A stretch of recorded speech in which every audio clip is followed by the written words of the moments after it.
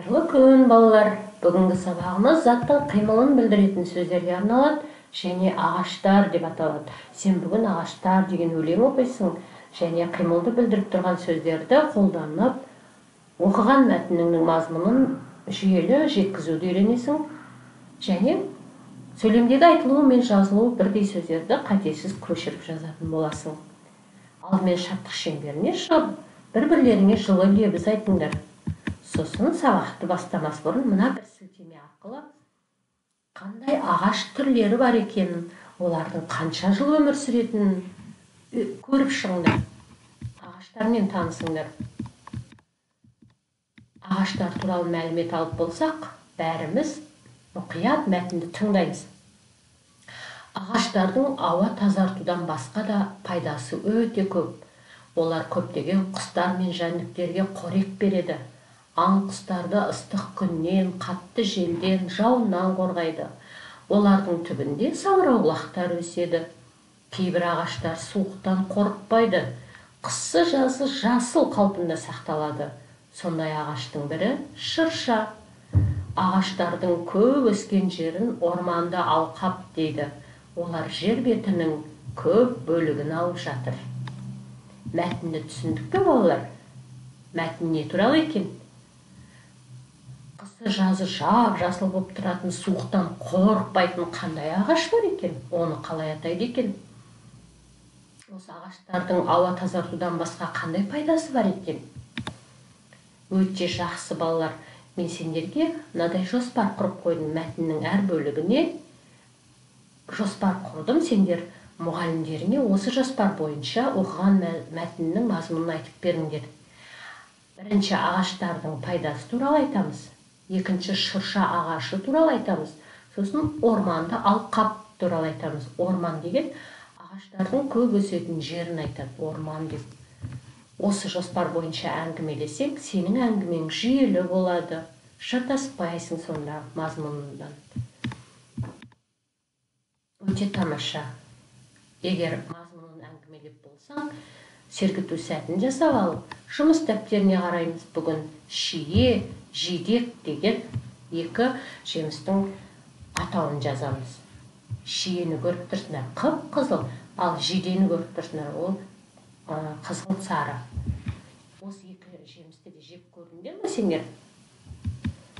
Өте жақсы. Жазып болсақ, екінші жаттығуға назар аударамыз. Алдымен сөйлемдерді көшіріп жазамыз. Сосын қимылды білдіріп тұрған сөздерді тауып, оларға сұрақ қоямыз.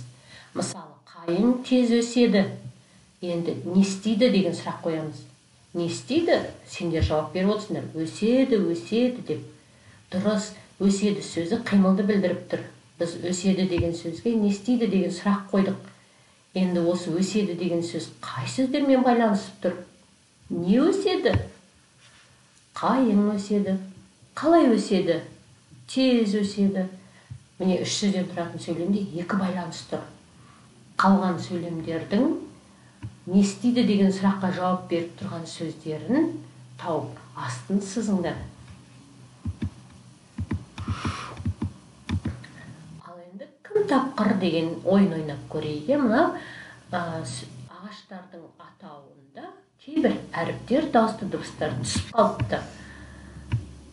Ш, Р, Ш. Қандай дауысты дыбыс болу керек? Бұл қандай ағаш? Қ, Р, Г, И дауыссыздар тұр, дауысты дыбыстар жоқ. Бұл қандай ағаш болуы мүмкін? М, Н тұр. Бұл қандай ағаш болды? Қ, И, Ң. Бұл қандай ағаш? Ол ағаштар, сен тауып отырған ағаштардың төртеуі де суретте тұр. Сен осы төрт ағаштың атауын жазып, мұғаліміңе немесе комментарийге қалдырсаң, мен саған кері байланысқа шығам.